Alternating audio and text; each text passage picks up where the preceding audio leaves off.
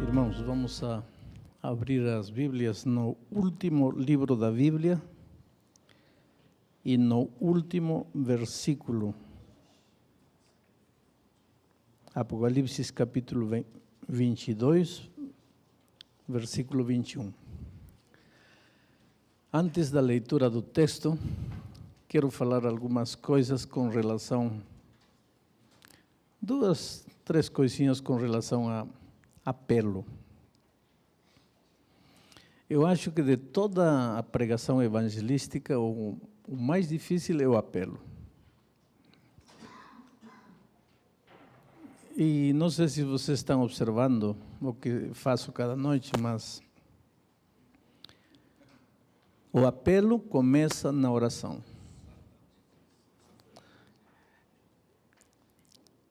O apelo não pode ser uma arapuca que a gente coloca lá à frente. Não. O apelo, a resposta ao apelo tem que ser uma coisa natural. E para que seja natural, tem que ter um processo que vai crescendo. Em realidade, o apelo nem deveria começar com a oração inicial. Deveria começar com os cânticos congregacionais. Porque, veja, uma pessoa que vai a uma reunião evangelística e canta, vamos dizer, como chama esse hino em português? He decidido seguir, estou seguindo a Jesus. Veja, entra a primeira pessoa, a primeira noite a pessoa, ela não ouviu nada, ela não sabe nada de Bíblia, vamos criar essa hipótese. E, no entanto, já está cantando, estou seguindo a Jesus Cristo. Veja, já está se preparando para o apelo, mas ainda não ouviu nada. Aí vem a oração, já na oração ele sabe que vai ser convidado no final. Toda a pregação tem que ir assim, para o apelo. Aí chega o momento do apelo, é natural. Agora, o apelo tem que ser claro. O apelo não pode ser arapuca. Não podemos usar subterfúgios, tem essa palavra, não? Não haver, não. Claro, o que você quer do povo? Quer que venham para fazer uma oração? Faça esse apelo. Mas não diga que vão se batizar. Quer que venham para entregar a vida a Cristo? Diga claramente isso. Quer que se batizem? Diga claramente isso. Quer que retornem à igreja se estiverem afastados? Diga claramente isso. Mas seja claro, o apelo tem que ser honesto, claro. E essas pessoas que vêm à frente sabem por que foram, então são mais fáceis de serem trabalhadas. Agora, além de tudo, o apelo não depende do que o ser humano faz. Depende daquilo que o Espírito Santo faz no coração das pessoas. Algumas pessoas me dizem, pastor, alguma vez fez um apelo onde ninguém se levantou? Claro que sim. E como fica? Outro dia, eu tenho um filho evangelista, não? E quando ele não trabalhava em evangelismo ainda, era pastor de igreja, ele um dia ligou para mim e disse assim, pai, se você não fosse meu pai, eu não te diria. Mas vou te confessar uma coisa, eu tenho medo de fazer o apelo. Perguntei, por que tem medo? Porque tenho medo de que ninguém venha. E se não vier ninguém, vai acontecer o quê? Mas como fico lá na frente? Eu chamo e as pessoas não vêm, como fico? Aí que está. Então você está preocupado com você. Aí tem que, antes de começar a pregação, pedir a Deus, Senhor, tira isso do meu coração, porque enquanto você estiver cuidando sua imagem, enquanto você estiver cuidando do seu prestígio de grande pregador, o Espírito não vai poder trabalhar com você. Você tem que se despojar disso. E se ninguém vem, pois ninguém vem. Fazer o quê? Mas você cumpre sua missão direitinho. leva as pessoas através da pregação para o momento do apelo e apela. E se ninguém vem, vamos fazer o quê? Veja, vou lhes contar uma experiência. A campanha evangelística mais dura que encarei na vida foi em Barcelona, na Espanha. Primeira noite, ninguém veio ao apelo. Segunda noite, ninguém. Terceira noite, ninguém.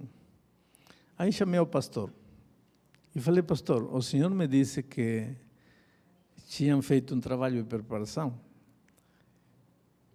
É verdade? Me diga a verdade, porque de repente eu estou pregando demasiado pesado e preciso pregar mais light, porque é gente nova. Ele me disse, a verdade, pastor, não. Então, essas são pessoas que por primeira vez estão vindo, sim. Então, pensei, para mim, não, o problema é esse, não estão prontos para um apelo, então vou trabalhar devagarinho. Mas fiz um apelo na seguinte noite para aceitarem a Jesus. Ninguém. A outra noite, ninguém. Chegou na sexta-feira, estava com minha esposa lá. Minha esposa disse, você não fica triste se eu fico no hotel? Falei, não, pode ficar, você está cansada? Não estou cansada, eu vou ficar orando por você, porque eu sei que estou vendo que está difícil. Enquanto você estiver pregando, tenha certeza que eu vou estar orando, ajoelhada aqui, pedindo que Deus faça esta noite, pelo menos levantar-se um. Fui lá, quando cheguei em casa, no hotel, a primeira pergunta que ela fez, e como foi? Ninguém.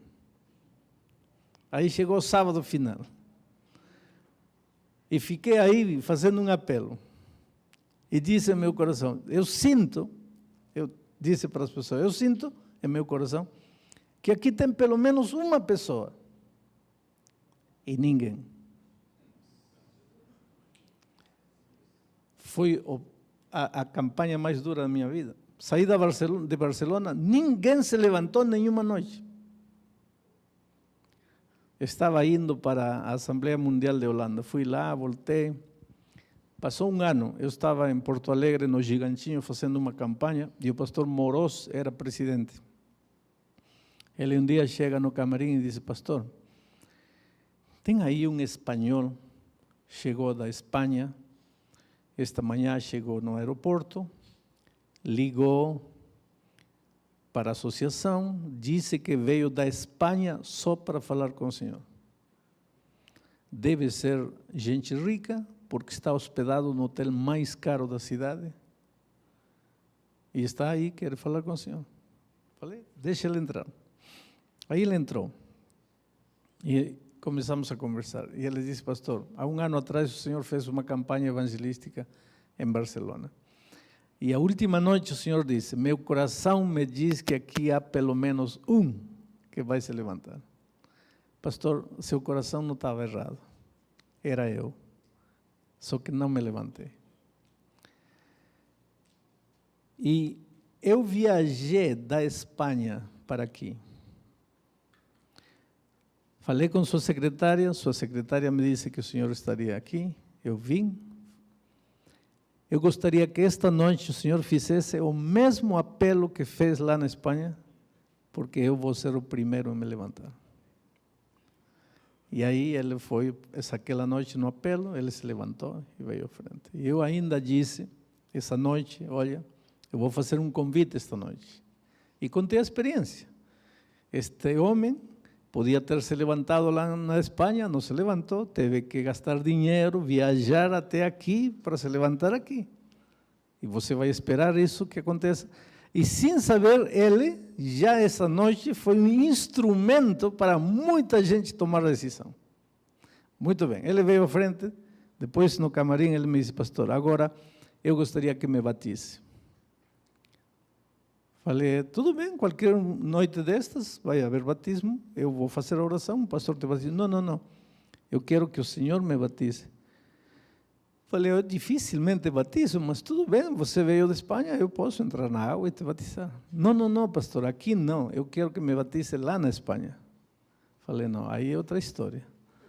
Aí eu não posso ir para a Espanha. Não, pastor, eu lhe pago a passagem de primeira classe. Vai, me batiza e volta. Você tem muito dinheiro, você sabe quanto custa um bilhete de primeira classe? Eu sei, pastor, eu vim de primeira classe, eu sei quanto custa. Dinheiro, não se preocupe, um grande empresário espanhol, homem de muito dinheiro. Falei, rapaz, veja, quero que entenda uma coisa. O teu batismo não depende de quem te batiza. O ser humano é um instrumento, posso ser eu, posso ser qualquer um. O que interessa é que o Espírito te batize. Agora, o instrumento humano não interessa. Então, volta lá e batize-se lá, e eu não vou poder ir. Mas, pastor, falei, olha, eu não tenho um fim de semana livre. Não, mas o senhor não tem um dia livre que seja? Não, sim, claro, tenho um dia livre, mas poderia ser assim, segunda, terça, quarta, tá bom, segunda. O senhor viaja segunda, chega lá na terça, me batiza, terça noite vem. Vai ir dormindo de primeira classe, volta e está resolvido. Falei, tudo bem, então agora você volta para lá, fala com teu pastor vai falar com o presidente da União Espanhola, ele vai ligar para a divisão sul-americana, vai mandar um convite, só assim eu posso ir. Ele fez toda a burocracia, e foi assim que uma segunda-feira, aí eu perguntei para ele, mas por que você faz questão de que eu vá? E ele disse, pastor, porque minha família me respeita muito, e eles nunca entrariam na igreja, mas no meu batismo eles vão ir. E vou ter pelo menos umas 60 membros da minha família. E eu quero que o senhor faça o mesmo apelo que fez aquela noite. Bom, eu viajei para lá. Cheguei no aeroporto, ele e o pastor me estavam esperando, corrimos para a igreja, chegamos na igreja, era 1h da tarde, igreja cheia, igrejinha pequenina, não tinha mais de 120 membros. 60 e poucos eram família dele. A igreja reventando gente. Entrei, primeiro batizei ele, e depois preguei o sermão. E fiz o apelo. 13 membros da família dele vieram para o batismo sem nunca ter aberto a Bíblia. E aí entendi por que um ano atrás em Barcelona ninguém se levantou. Deus tinha um plano. Então, querido, primeiro, peça a Deus tirar o medo do coração. Apele, chame. Vieram 1000, glória a Deus. Não veio ninguém, glória a Deus. Você fez sua parte. Ah, pastor, fracassei. Não fracassou. O Espírito Santo não conhece derrota. O Espírito Santo não conhece fracasso. O que acontece é que o Espírito Santo está preparando alguma outra coisa maior. O que você está pedindo essa noite para Deus é pouco. Deus está preparando algo maior para você. E vá em frente. E continue apelando. Mas seja claro e não use subterfúgios. Algumas pessoas me dizem assim, pastor, por que o senhor disse, poderiam vir 3, poderiam vir 15, poderiam vir 50? O Espírito Santo fala ao seu coração? E outra noite me perguntaram, e por que hoje não fez o segundo apelo? Escutem uma coisa. Eu sinto em meu coração que devo fazer um segundo apelo. E há noites que eu sinto em meu coração que não devo fazer. Não é sempre que tenho que fazer. Eu nunca digo, poderiam vir 5, ou 8, ou 9, nunca digo, não me atreveria a fazer isso. Eu digo, poderiam vir pelo menos 5, ou pelo menos 8, ou pelo menos 50. De onde sai o número? Eu não estudo, eu não premedito esses números. Apenas eu começo, durante a pregação, eu vou vendo a reação dos rostos, dos olhos, e na hora o Espírito me mostra que o terreno está pronto para fazer um segundo apelo.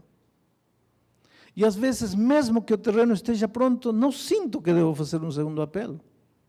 Não tem nada a ver com que estou cansado, ou que quero terminar, ou que penso que ninguém vai vir. Não, não, nada disso. Simplesmente é assim. E às vezes posso fazer um terceiro, quarto, quinto apelo. O assunto é que o propósito da pregação evangelística é apelar. Então, tem que terminar com apelo, não tenha medo de fazer apelo. Agora, isto é como nadar. Quanto você mais nada, melhor nada. Como dirigir carro. Quanto mais dirige, melhor dirige. Como jogar bola. Quanto mais joga, melhor joga. E quanto mais faz apelo, melhor vão ser os resultados do apelo. Quanto menos faz apelo, vai ter mais dificuldades de fazer apelo. Não tenha medo de fazer apelo, porque a resposta não depende de você. A resposta depende do Espírito, e o Espírito não conhece derrota. Muito bem, vamos ao texto bíblico. Apocalipse capítulo 22, o último verso, versículo 21, diz: a graça de nosso Senhor Jesus Cristo seja com todos vós. Amém. Qual é o tema do último versículo da Bíblia? Qual é o tema? É o tema da graça. Você pode dizer, pastor, mas essa era uma maneira de salutação, quer dizer, uma maneira de despedir-se. Todas as epístolas naquele tempo terminavam desse jeito. É uma maneira de dizer tchau, de dizer bye bye. Não, não era só isso. Dizem que as últimas palavras são as mais importantes. Se isso é assim, isto é o mais importante da Bíblia. Aliás, é interessante como o último tema que a Bíblia apresenta, no seu último versículo, é o tema da graça. Mas se você vai a Gênesis, capítulo 1, versículo 1, você vai perceber que o primeiro tema do primeiro livro, do primeiro versículo da Bíblia, é o tema da graça. E você vai me dizer, pastor, em Gênesis 1, aonde que o Senhor está encontrando a graça? Aí não diz a graça, aí diz, no princípio criou Deus os céus e a terra. No princípio, Deus. Na criação, que foi obra de Deus, não há uma partícula de participação humana. O ser humano não mete a mão para nada. O ser humano não faz nada. Deus faz tudo. E para que Deus cria? Para o ser humano. Entrega ao ser humano, quanto paga o ser humano? Nada. É grátis. É de graça. Aí está o tema da graça.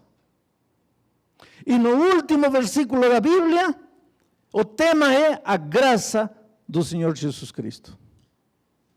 Agora, desde o primeiro versículo da Bíblia até o último versículo da Bíblia, o tema da graça é como um fio vermelho que vai atravessando cada página da Bíblia, cada capítulo da Bíblia, cada história da Bíblia, a vida de cada ser humano, cada ritual, cada milagre, cada profecia. É um fio vermelho que vai atravessando cada página da Bíblia. O que costura a Bíblia, escrita por diferentes escritores, diferentes tempos, diferentes culturas. O que costura a Bíblia é o fio vermelho da graça de Cristo. Quando o ser humano no início se mete em problemas, volta a aparecer o tema da graça, que já apareceu na criação antes do homem pecar. Mas quando ele peca, aparece de novo o tema da graça. Quando um cordeirinho é sacrificado e seu sangue é derramado, E esse sangue simboliza o sangue do Cordeiro que um dia será morto na cruz do Calvário. Quando com a pele desse Cordeiro é resolvido o problema do ser humano, aí está o tema da graça. No Velho Testamento, olha,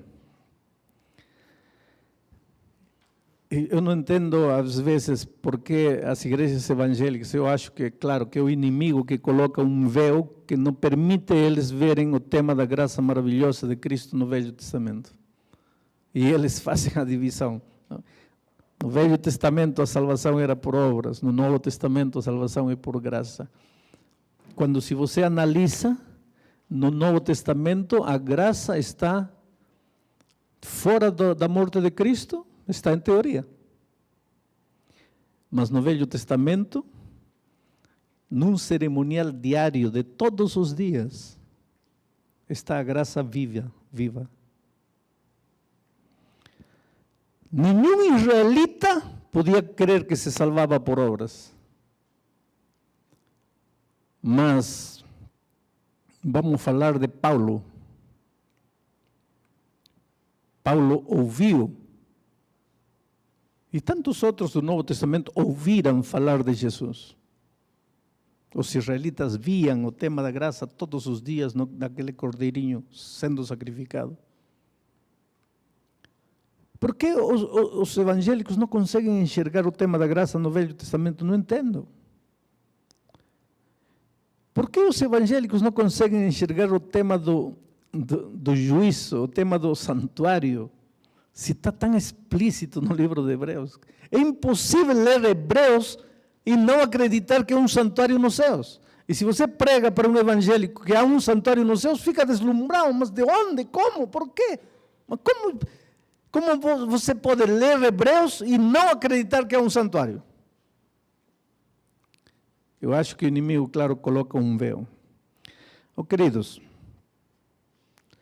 se vocês querem ser grandes evangelistas, se vocês querem ver multidões sendo transformadas pelo poder de Cristo, preguem a graça. Mas para pregar a graça, sejam homens da graça. Banhem-se na graça. Vivam na graça. Empapem-se da graça.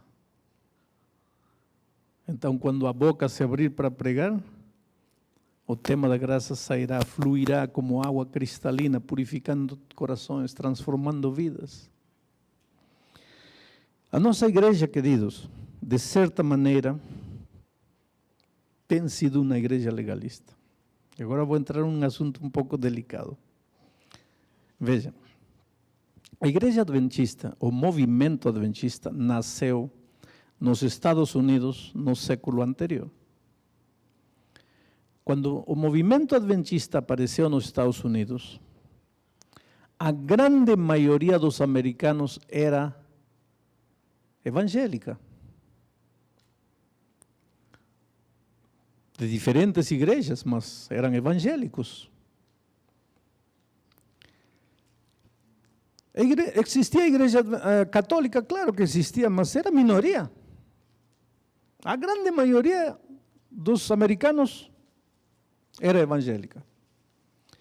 Portanto, eles conheciam o tema da graça, conheciam o tema do perdão, da misericórdia, da justificação pela fé, do perdão, da transformação em Cristo.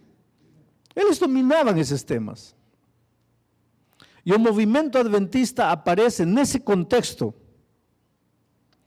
Eu diria, de certa maneira, o seguinte: para que pregar esses temas com tanta ênfase, se todo mundo dominava esses temas? O que os americanos daquele tempo conheciam muito bem era a causa da salvação. O que não conheciam muito bem era o resultado da salvação. Como vive aquele que foi transformado pela graça de Cristo? A obediência, a lei, o sábado, os mandamentos, a carne de porco. Isso eles não conheciam muito bem. Agora, a graça, perdão, misericórdia, justificação, isso eles conheciam. Então, o movimento adventista naquele contexto não precisava, de certa maneira, dar ênfase à causa, precisava dar um pouco mais de ênfase ao resultado, à obediência, à lei, ao sábado. E esse tipo de pregação, no contexto americano daquele tempo, estava corretíssimo. Mas acontece que a igreja adventista não se limitou a ficar na América. Saiu para o mundo. Veio para a América do Sul. Agora, quando os primeiros pioneiros chegaram à América do Sul, eu pergunto para vocês, quantos eram evangélicos em América do Sul?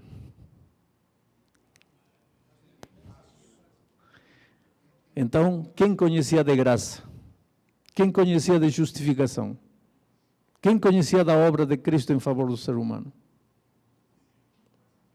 Só que nossos pioneiros chegaram aqui e continuaram pregando o Evangelho na ênfase em que no contexto americano estava correto. Mas aqui deveríamos ter começado a pregar enfatizando a causa. Não. Sobreentendemos que todo mundo sabia isto e começamos a enfatizar as consequências, o resultado, obediência, lei, sábado, carne de porco. E isso, sem querer, olha, não estou falando mal dos pioneiros, eles fizeram, dentro do que aquilo que podiam fazer, o melhor, sacrificaram e deram sua vida, e tomara que nós tivéssemos o espírito dos pioneiros para pregar, como a obra teria avançado. Aqueles homens deixaram tudo, largaram tudo e vieram aqui. Mas a ênfase que deram eles ao resultado da salvação deu origem, de certa maneira, a uma igreja legalista aqui em América do Sul. Uma igreja que depositava sua confiança e salvação na sua obediência, no seu bom comportamento, na roupa, no cabelo, na comida, e não na graça de Cristo. Pastor, a igreja tem mudado sua doutrina? Não, por favor, nunca digam isso. A igreja tem mudado a ênfase. Aliás, todos nós, queridos, queiramos ou não queiramos, começamos nossa experiência cristã. Às vezes, especialmente nós que temos nascido na igreja, crescido na igreja, temos começado nossa experiência cristã no Sinai. Mas um dia o Espírito tem que nos levar ao Calvário. Interessante que a experiência cristã de todos os cristãos está entre duas montanhas. O Sinai de um lado, o Calvário de outro lado. No Sinai, Deus grita, Deus mata, Deus se mostra entre fogo, fumaça, ameaça. E no Calvário, Deus, na pessoa de Cristo, chora, espera, suplica, chama. Parece um Deus diferente. Por que Deus falava assim com voz de patrão lá no Sinai? Porque estava falando a um povo que vinha de 4 séculos de escravidão. Aquele povo do Sinai, se você pedisse por favor, eles não sabiam o que você estava falando. Porque eles só estavam acostumados a entender uma linguagem de escravo, chicote, ameaça, grito. E Deus teve que se emprestar um idioma que não é dele, mas que era o único idioma que eles entendiam. Mas o que Deus queria era levá-los dessa experiência de, primeiro aprende a obedecer, sem discutir. Mas eu vou te levar lentamente à experiência do Calvário, onde você não precisa letra, onde você não precisa nada escrito, onde os princípios eternos da lei, que aqui você obedece até por medo, consiga obedecer porque estão escritos em teu coração. Por isso Jesus disse, ouvistes que foi dito no passado, não adulterarás, mas agora eu vos digo, se olhares a uma mulher para cobiçá-la, já adulteraste no coração. A lei do Calvário é muito mais severa que a lei do Sinai. Eu digo aos evangélicos, você quer fugir do decálogo? Muito bem, vamos cair então na lei do cristão. Aí você vai preferir voltar aos 10 mandamentos, porque isso aqui está mais complicado. Mas é a isto que Deus quer nos levar. Não a olhar a letra e limitar-nos à letra, sino a viver os princípios. como uma coisa natural que brota do coração. É interessante que quando se toma os escritos de Ellen White e se analisa friamente, a gente percebe nos seus escritos como ela também saiu do Sinai e chegou ao Calvário. Veja, a parábola do filho pródigo, só para uma análise leve. Ela comentou em toda a sua vida 2 vezes a parábola do filho pródigo. A primeira antes de 1900. A segunda vez, depois de 1900. Na primeira vez, quando ela comenta a parábola do filho pródigo, ela se detém mais na atitude rebelde do filho, na ingratidão do filho, na desobediência do filho. Quando comenta a segunda vez, ela se detém mais no amor do Pai, na paciência do Pai, na misericórdia do Pai. Ela também chegou ao Calvário. Todos nós temos que chegar um dia ao Calvário. Volto a repetir, quando 22 anos atrás comecei a pregar com força a mensagem da graça, da justiça em Cristo, da salvação somente em Cristo, não há participação humana, só tem que aceitar. Muitos se assustaram. Muitos se assustaram. E aqui tem muitos alunos de teologia que naquele tempo eram alunos e me dissecavam em aula. O que mudei na minha pregação? Nada. A igreja cresceu. A igreja não mudou nada. Mas a igreja hoje tem clara a ideia de que a salvação só em Cristo. Em evangelismo, você tem que provar 3 coisas para levar as pessoas à decisão. Primeiro, e tudo isto tem que ver com a graça. Primeiro, você não pode. Você tem que provar isso ao ser humano que, o primeiro em evangelismo, você não pode. Pode amontoar sabão, água sanitária, teus pecados estão sempre diante de mim. A pele do etíope não muda de cor. As manchas do leopardo não desaparecem. Não há justo nem sequer um. Todos estamos destituídos da glória de Deus, porque todos pecamos. Você não pode. Agora vejam e observem isso durante as noites, quando falo de qualquer coisa. Você não pode. Se você diz assim, você não pode, é muito teórico. Não está falando muito ao coração do membro, ao coração da pessoa. Mas quando você diz assim, teu casamento está destruído, e você quer salvar esse casamento, te digo uma coisa, você não pode. E quando digo você, me estou referindo ao ser humano. Não podem os psicólogos, não podem os médicos, não podem os conselheiros, não pode nada. Você não pode, tua esposa não pode, ninguém pode.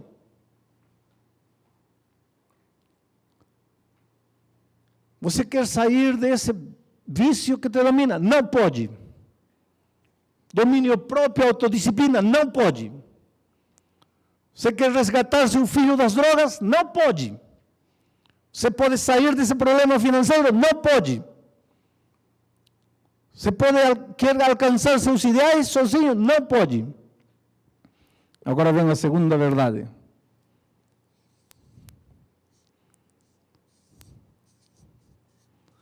Deus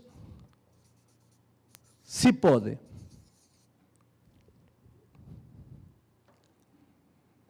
Essa é a segunda verdade. Cristalina, clara, contundente na Bíblia. E você tem quantos incidentes na Bíblia em que o ser humano chegou ao limite?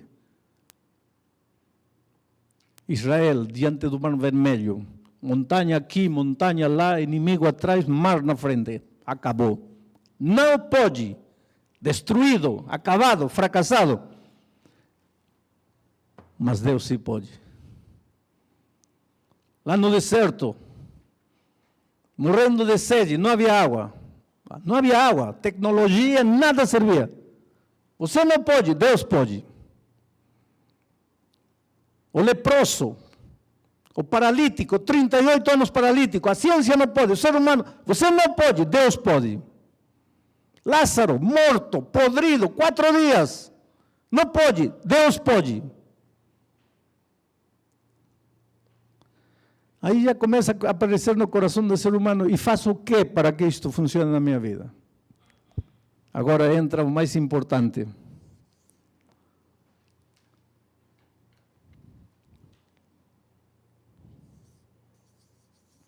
Você precisa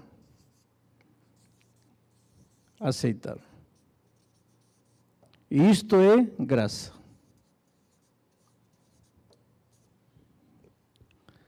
O único que Deus não pode é obrigar você a aceitar. Você tem que querer. Você tem que sentir necessidade. Você tem que levantar-se e vir. Você tem que dizer sim. Jesus está às portas de teu coração batendo. Abre teu coração. E aí você olha nos olhos das pessoas e diz: por que você vai voltar esta noite para casa derrotado? Você quer salvar seu casamento, mas você não pode. Deus pode. E vou te contar esta noite como conheci uma família destruída completamente. E os membros da família tentaram resolver, mas não puderam. Mas um dia encontraram Jesus e Jesus resolveu. E aí vem as experiências de conversão que você tem para contar, para ver como isto funciona na prática. E aí convida as pessoas. E as pessoas vão. Mas, querido, para você pregar isto com autoridade, com convicção, você, como ministro, precisa entender que você não pode. Deus sim pode. Mas você precisa aceitar o trabalho de Deus em teu favor. E o dia que nós, como ministros, entendamos isso, seremos os homens da graça. Os homens da graça. Esta manhã eu quero reconsagrar minha vida a Deus e dizer: Senhor, eu não posso, mas Tu podes. Então faz o que sabes fazer na minha vida. A mim só me resta aceitar. E espero que vocês digam também isso em seu coração. Vamos orar. Oh Pai querido, que bênção termos recebido das Tuas mãos o ministério da reconciliação, o ministério da graça, encontrar ao ser humano destruído e dar-lhe as boas novas de salvação.